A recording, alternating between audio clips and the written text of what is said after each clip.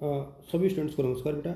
और इस वीडियो में हम लोग डिस्कस करेंगे हेनरी फयोल के ऊपर। और हेनरी फयोल की सिर्फ दो ही टॉपिक है हमारे सिलेबस में। वैसे हेनरी फयोल का योगदान बहुत ज़्यादा है, लेकिन यदि हम लोग एग्ज़ाम के पॉइंट ऑफ व्यू से देखें तो दो टॉपिक हैं हमारे पास हेनरी फयोल। तो दो क्वेश्चन बनते हैं। एक तो जो है संगठन की प्रमुख गतिविधियां, जो कई जगह आपको औद्योगिक गतिविधियों के रूप में मिलेंगी, और एक टॉपिक जो है आपको मिलेगा यहाँ पर जो है प्रबंधन के सिद्धांत के रूप में या संगठन के सिद्धांत के रूप में। तो ये जो दो टॉपिक हैं वो आपको जगह जगह मिलेंगे, और इसीलिए मैं चाहूँगा कि आप लोग जो हैं इनको बहुत अच्छे से पढ़ के चलें। और यदि आप इनको देख लोगे दो टॉपिकों को, तो आपके क्वेश्चन के होने की संभावना ज़्यादा रहेगी, और ये बहुत इजी भी है। देखिए, यदि हम लोग संगठन की गतिविधियों का वर्णन करें तो फेयोल ने इनको 6 भागों में बांटा है। संगठन की गतिविधियां या औद्योगिक गतिविधियां। तो संगठन की गतिविधियों, अब इनको तो आप रट लो मेरे सामने। गतिविधियां तो 6 प्रकार की गतिविधियों का उल्लेख ये यहाँ पर करते हैं। एक तो टेक्निकल एक्टिविटीज़ यानी तकनीकी। अब आपको पता ही है कि तकनीकी गतिविधि कौन कौन सी होती हैं। तो तकनीकी गतिविधियाँ, इसके अलावा वाणिज्यिक गतिविधियाँ यानी कमर्शियल एक्टिविटीज़, वाणिज्यिक गतिविधियाँ। और तीसरे नंबर पर देखिए, पॉइंट वाइज यदि आप लोग पढ़ोगे तो आपको बिल्कुल दिक्कत नहीं आएगी। कुछ होती है फाइनेंशियल गतिविधियाँ यानी वित्तीय गतिविधियाँ, और वित्तीय भी उतनी ही इम्पोर्टेंट है वित्तीय गतिविधियाँ, क्योंकि तुलन पत्र तैयार करना और ये बहुत सारी चीज़ें हैं जो बहुत ज़रूरी होती है।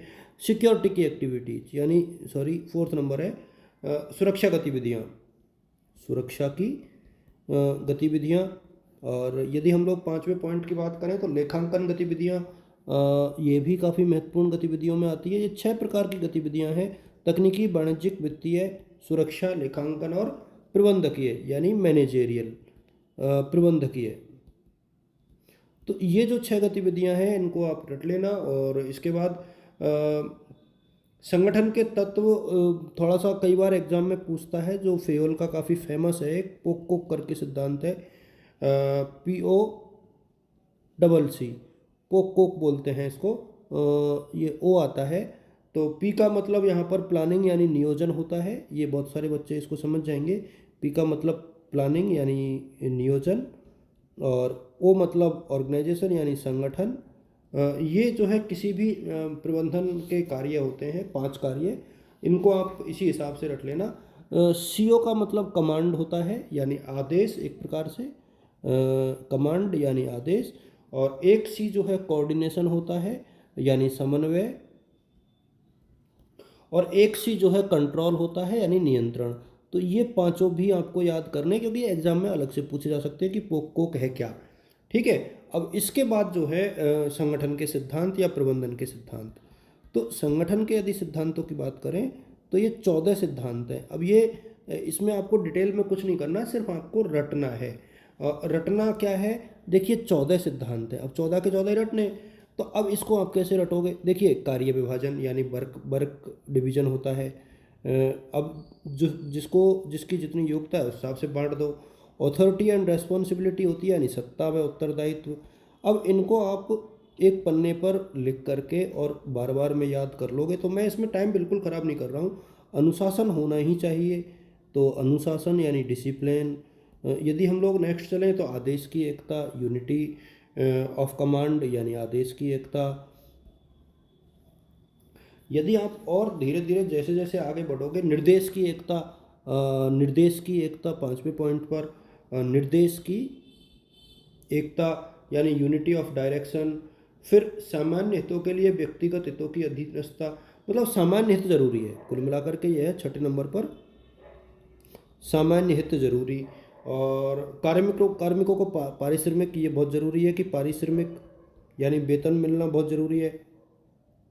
ये कुछ प्रमुख सिद्धांत है। केंद्रीयकरण, अब आप इनको पढ़ोगे ना तो ये याद हो जाएंगे आपको। केंद्रीयकरण, कुछ सेंट्रलाइजेशन और स्केलर श्रृंखला। अब इसको मैं बिल्कुल नहीं बताऊंगा क्योंकि अभी बिल्कुल इसकी ज़रूरत भी नहीं है। स्केलर श्रृंखला और पदस्थापन,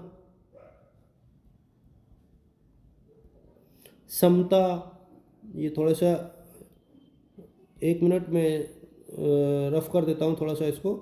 प्रतिस्थापन तक हम लोग चले गए थे, समता, और समता यानी इक्विटी, इसके अलावा स्थायित्व यानी स्टेबिलिटी, स्टेबिलिटी यानी स्थायित्व, ये कुछ सिद्धांत हैं, इनको आप लोग रट के चलोगे। इनिशिएटिव यानी हर सिद्धांत में पहल होनी चाहिए, इनिशिएशन होना चाहिए बहुत ज़्यादा। और स्पिरिट द कॉर्प यानी सौहार्द का माहौल, सौहार्द का माहौल। तो ये दो टॉपिक हैं, दो ही चीज़ें हैं जो बहुत महत्वपूर्ण हैं मेरे सामने फेयोल में। और इसके बाद हम लोग एल्टन मेयो को पढ़ेंगे, क्योंकि मेयो से भी क्वेश्चन के आने की संभावना है। ऐसा नहीं है कि मेयो से सवाल नहीं आते हैं, तो एल्टन मेयो से ज़रूर सवाल आएंगे। तो मेयो के जो है हॉथॉर्न प्रयोग वगैरह जो जो भी है, उनको मैं आप लोग के साथ साझा करूँगा थोड़ी देर में। तब तक आप इनको पढ़ो, क्योंकि एल्टन मेयो के जो क्वेश्चन हैं वो एग्जाम में निश्चित तौर पर मिलते हैं। आप सभी को शुभकामनाएं, ऑल द बेस्ट और गुड लक। तब तक आप लोग पढ़ते रहें, और आप छोटे छोटे वीडियो ही बनाऊंगा जिससे कि आपको आपका टाइम भी कम से कम खर्च हो, और ये वीडियो शायद आप लोग के लिए काफ़ी यूज़फुल रहा होगा। अच्छा, एक चीज़ और मैं इस वीडियो में आप लोग के साथ बता दूं, चूँकि ये वीडियो जब बनाया है हम लोगों ने, तो इसमें आप लोग डायग्राम का ज़रूर प्रयोग करें, और जहाँ से भी आपने देखा है, क्योंकि क्वेश्चन ये भी आपके पूरा आएगा। देखो मैं आपको बताऊं, इस सेक्शन से यदि आप देखोगे तो ये जो क्वेश्चन है वो आपके 10 नंबर में आने की पूरी संभावना है। वैज्ञानिक प्रबंध 20 नंबर में आने की संभावना है।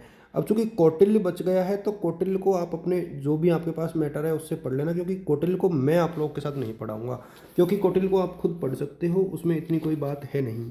तो मॉस्लो अपन पढ़ चुके हैं, हजबर्ग और ये पढ़ चुके हैं। एक वो वाली यूनिट पूरी हो गई, पहली यूनिट अपनी पूरी हो गई। तो इस तरीके से एक साला का मॉडल हमने पढ़ लिया, तो साला का मॉडल निश्चित तौर पर एग्जाम में हर साल आता है। तो ये जो हम रणनीति बना करके चल रहे हैं ना, मैं बेवर के की नौकरशाही आप लोगों को पढ़ा दूंगा। इसके अलावा जो है साइमन और बर्नार्ड मेयो, ये जो मोटे मोटे जो है ड्रॉर की नीति है, ये जो कुछ चीज़ें हैं ड्रॉर वगैरह, तो इन सबको मैं आप लोग के साथ थोड़ी देर में साझा कर दूंगा। आप लोग जुड़े रहना, क्योंकि जुड़े रहना इसलिए ज़रूरी है क्योंकि आज मेरा प्रयास ये रहेगा कि मैं आप लोगों के साथ 9:30-10 बजे तक लगभग सभी वीडियोस शेयर कर दूंगा जो जो आपके सिलेबस में है, और उसके बाद आप लोग पढ़ते रहना। कल मॉर्निंग में अपन कॉलेज में मिलेंगे ही, डिस्कशन होगा। आप लोग अच्छा पेपर करेंगे, ये तो मेरी अपेक्षा आप लोग के साथ हमेशा से रहती है। और आप लोग इस चीज़ का पूरा ध्यान रखें कि जब पढ़ाया जा रहा है और आपके लिए मैं थोड़ा सा इतना स्ट्रेस ले रहा हूँ इतने खराब मौसम में भी, तो आप लोग एक दूसरे के साथ वीडियो को शेयर ज़रूर करें, साझा ज़रूर करें, क्योंकि इससे मुझे ऐसा लगता है कि हाँ, यदि मैं मेहनत कर रहा हूँ और बच्चे उसको देख पा रहे हैं। Thank you.